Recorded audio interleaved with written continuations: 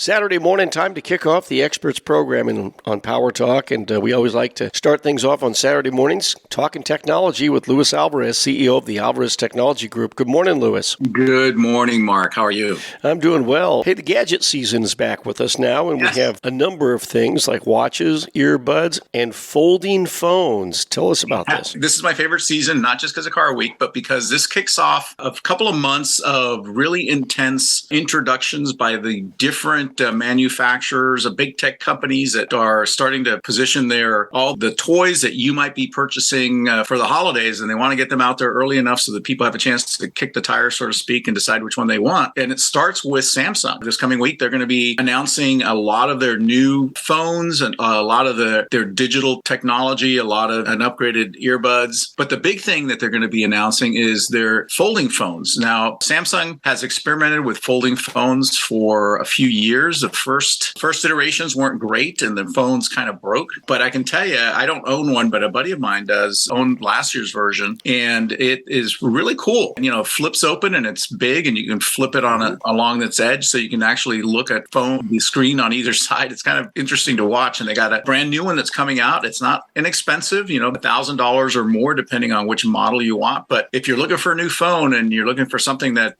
can give you a lot of screen size yet fit in your pocket, then the Galaxy Z Fold, as it's called, may be something you want to take a look at when it comes out next week. So how's that different from an old-fashioned flip phone? Well, the old-fashioned flip phone just had the touch keys that you would call, and I had one of those things. So they were awesome. This doesn't have any keys. This is a full touch screen on either side. So you can fold it lengthwise and put it in your pocket. So it's the standard size of a standard phone. Or you can open it up and it's almost tablet size. So you can do some real activities on it, not just listen to your phone or go on Instagram. That's going to be pretty cool to see that. Now, Not to be outdone, Apple, they don't have a folding phone yet, but they're going to launch 4 new iPhones. What do we know about these 4 new iPhones? Well, they have some interesting new technology. Apple has always been at the forefront, for the most part, of innovation when it comes to smartphones and tablets. And they plan to announce later on this year a new, larger iPhone with a 6.7-inch screen, bigger than the mini that is a 5-inch screen. And there's speculation that they're going to launch an iPhone 14 with a larger screen, as well as a Pro and Pro Max version. We also know that they're going to set out some new Apple Watch variations, including an Apple Watch is not an insignificant cost, but they're trying to bring that down by coming up with an entry-level watch. So those of you out there who are Apple folks, I'm not, but I know a lot of people that are, and they want the Apple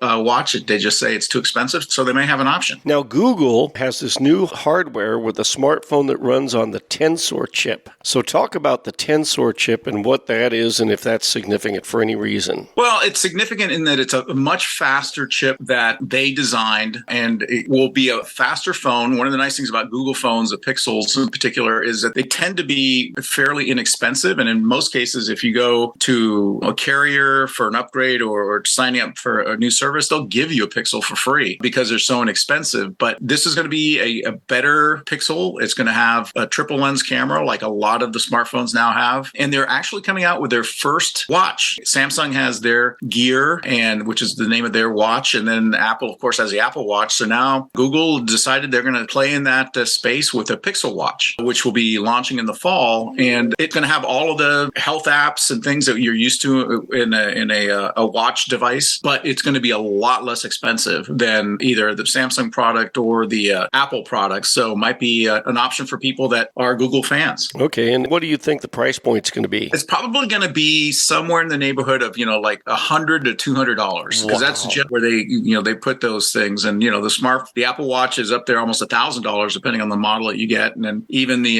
Samsung Watch is $500, unless you're buying an older generation one, which, by the way, when these tech companies announce all of these new systems and devices, that means that all the old stuff that's still out there unsold, which is just a year old, is going to come down in price significantly. So if you've been interested in upgrading and you maybe don't need the latest generation, you're going to be able to get really good deals on last year's version. Okay. Hey, that's Luis Alvarez, CEO of the Alvarez Technology Group, joining us here on Power Talk Radio. Online, it's alvareztg.com. At AlvarezTG is their Twitter handle. Luis, the toll-free number for the I-Team. Give us a call at 866-78-I-TEAM. That's 866-784-8326. All right, and looking ahead to Monday, there's a new play player in the robotic vacuum game. Yeah, Amazon is making some moves again and making a new acquisition, and we'll talk about that on Monday. All right, starting in the 8 o'clock hour with Luis Alvarez here on Power Talk. Thank you, Luis. Thank you, my friend. Take care.